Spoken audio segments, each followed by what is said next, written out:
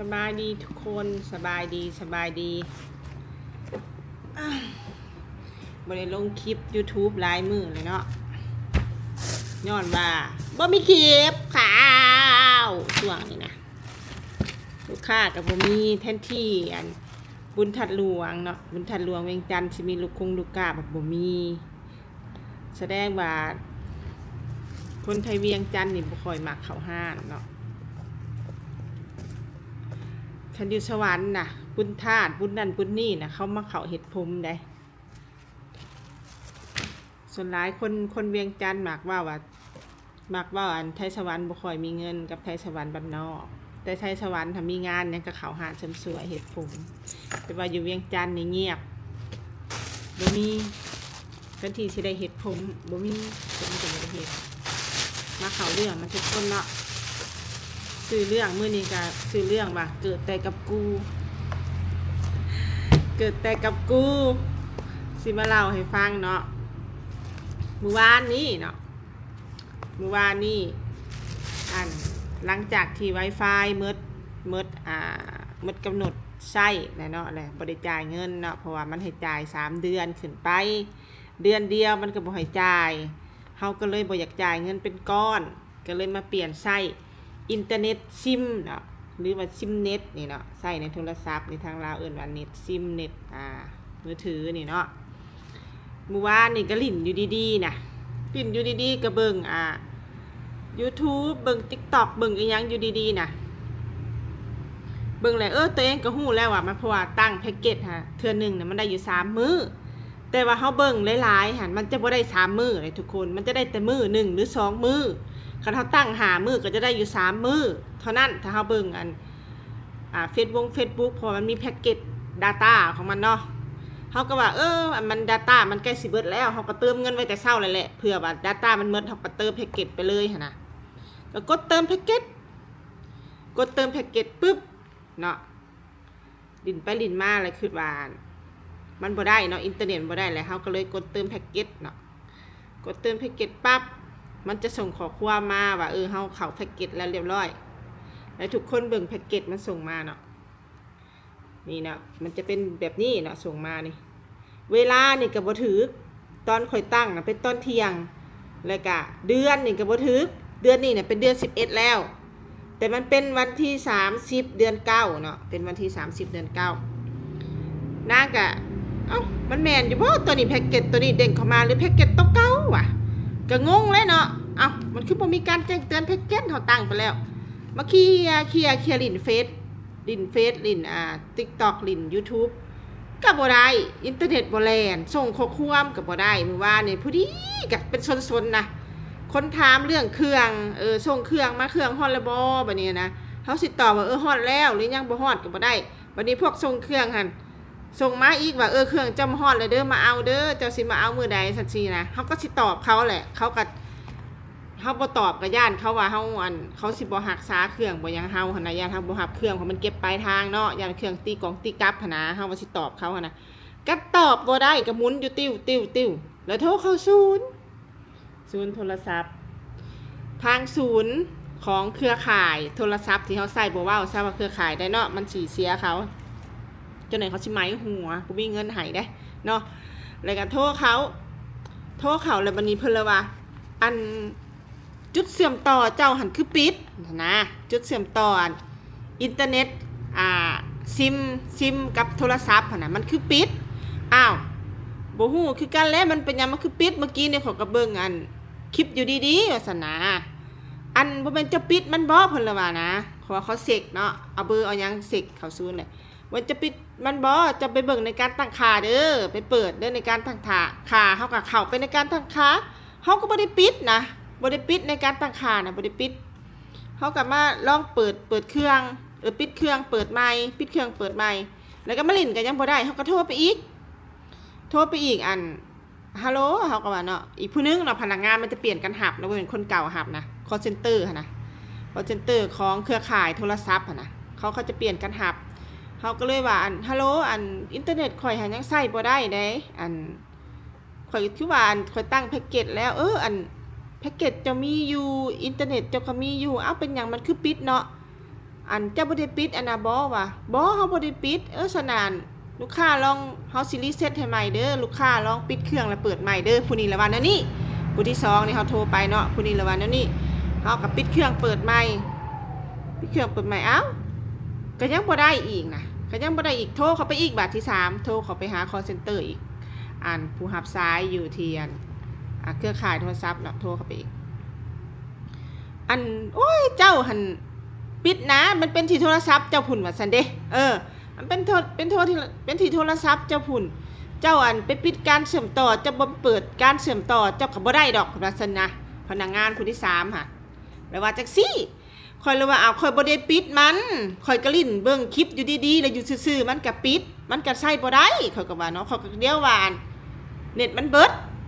ข่อยก็เดียวว่าเน็ตมันเบิดแล้วข่อยก็เติมแพ็คเกจตั้งแพ็คเกจเข้าไปแล้วแต่ว่า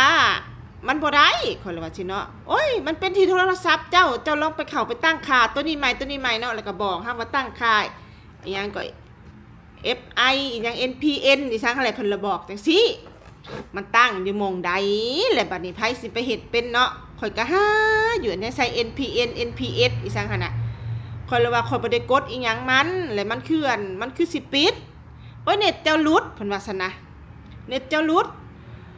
ทุกคนมันเป็นไปได้บ่ว่าเฮาบ่ได้กดอีหยังแหละแล้วมันจะไปเด้งลึบตัวที่เฮาตั้งค่าไว้โทรศัพท์หั่นน่ะมันเป็นไปบ่ได้แล้วพนักงานหั่นน่ะเวลาเฮาโทรเข้าไปน่ะ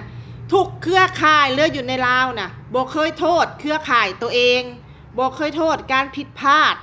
ของเครือข่ายตัวเองมีแต่โทษว่าเป็นนำลูกค้าแล้วข่อยอยากถามอยู่ว่าลูกค้าน่ะเขาเฮ็ดเป็นนะอันสิไปปิดไปปลดออกปลดเข้าปลดออกปลดเข้าค่ะมันเป็นไปบ่ได้พวกเจ้าก็ควรยอมรับแน่ว่ามันผิดพลาดอยู่ที่เครือข่ายพวกเจ้าเนาะ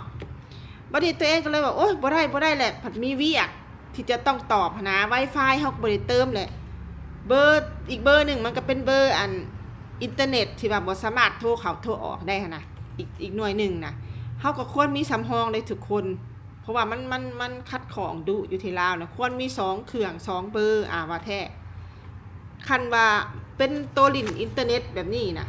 หรือว่าเป็นตัวโทรธรรมดาก็ยังใครนะเฮาก็เซฟเบอร์เซฟหยังพี่น้องเฮากันไว้นะทุกคนเห็นบ่มันเป็นอันนี้บางคนก็สิบ่ฮู้จักเนาะก็เลยว่าโอ๊ยบ่ได้แล่นเข้าไปศูนย์แล่นเข้าไปศูนย์อยู่พูนตลาดสวนมอน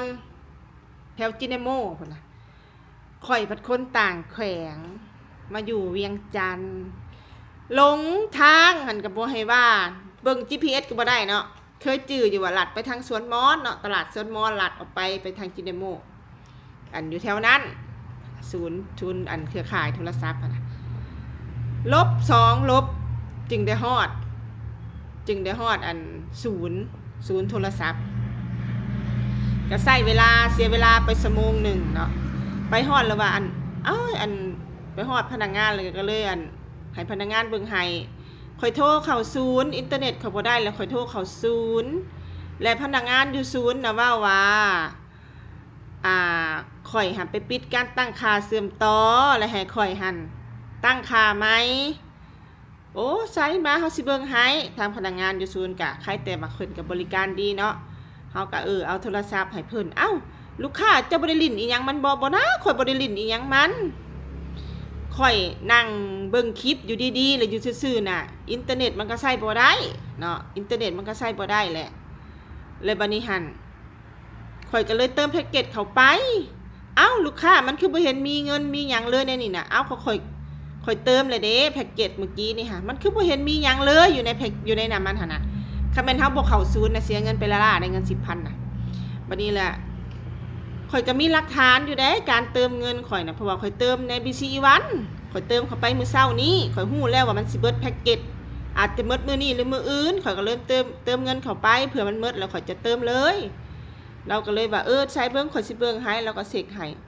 มันคือบ่มีอีหยังขึ้นมาเลยเนาะเราก็เลยว่าจังซี่นะมันบ่มีอีหยังขึ้นเลยเนาะแล้วบัดนี้เฮาก็เลยว่าเอาข้อความเนาะ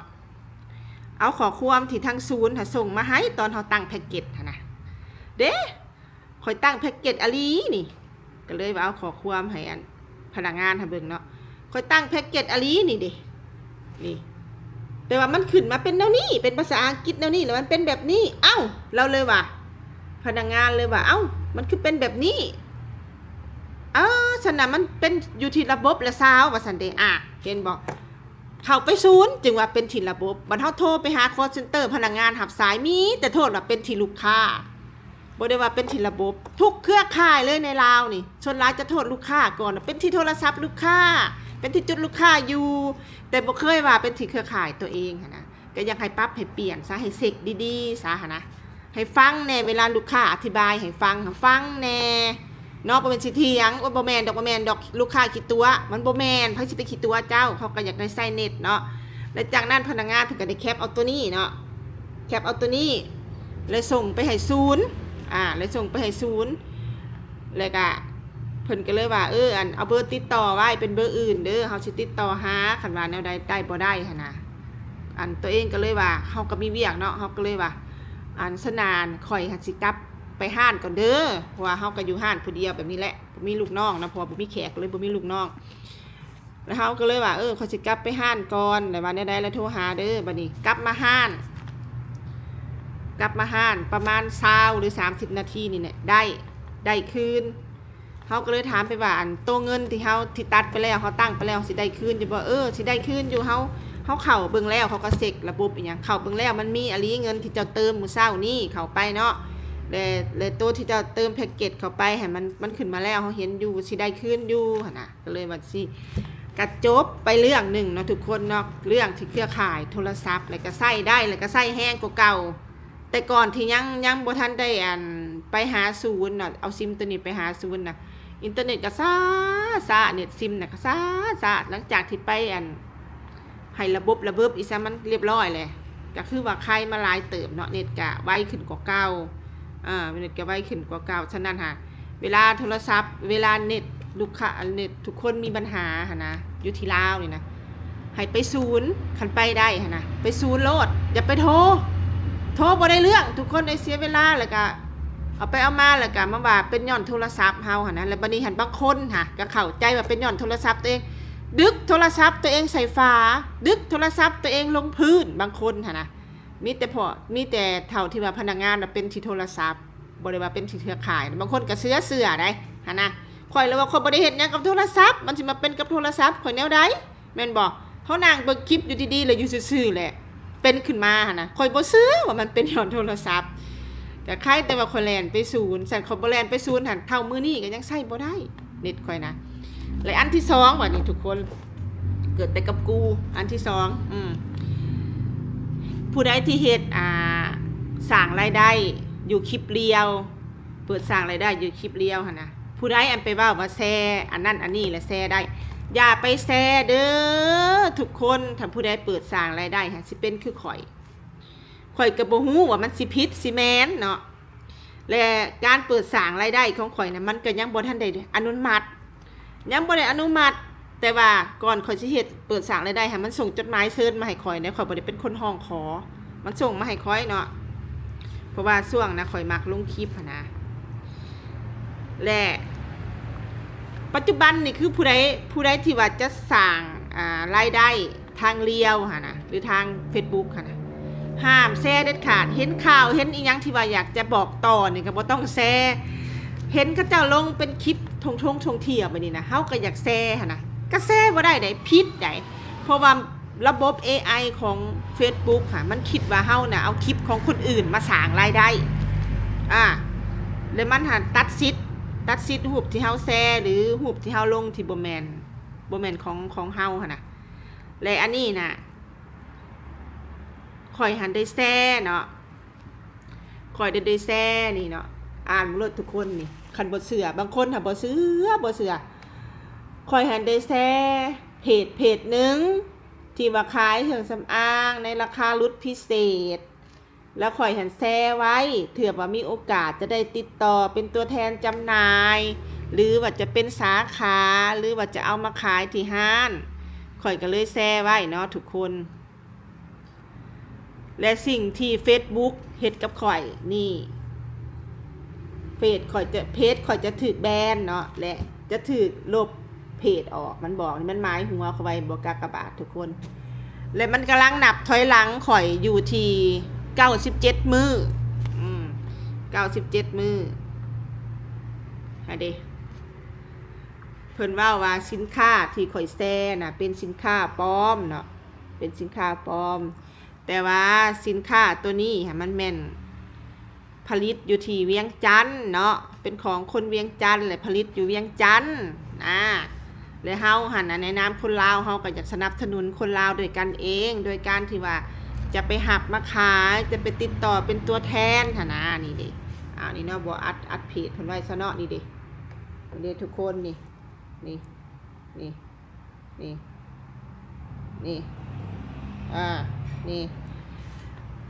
และเฮ็ดแนวใดก็บ่ยอมลืบให้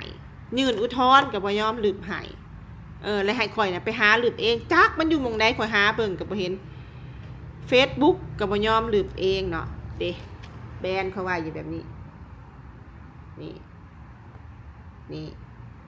เพราะฉะนั้นจึงมาฝากเตือนเนาะฝากเตือนผู้อยากจะเป็น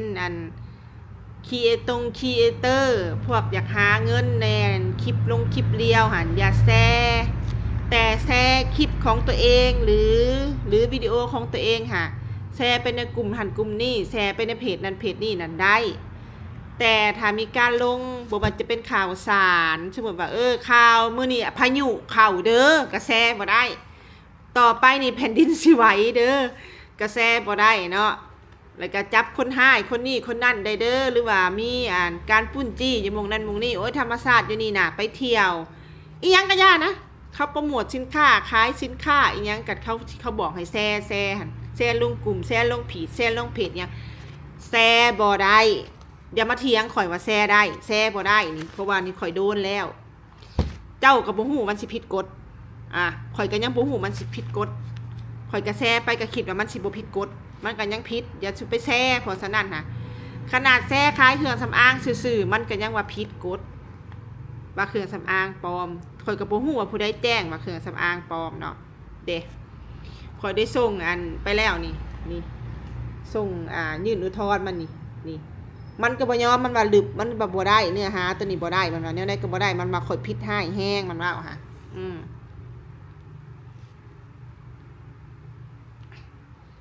แล้วข่อยก็เลยเขียนยื่นให้มันข่อยเขียนว่า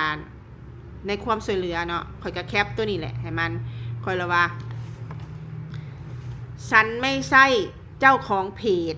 และฉันก็ไม่ใช่เจ้าของเครื่องสำอางและเครื่องสำอางแบรนด์นี้จดทะเบียนและผลิตที่ประเทศลาวไม่ได้ผลิตที่ต่างประเทศแน่นอนมันจะไม่มีทะเบียนที่ต่างประเทศก็เลยว่าเนาะ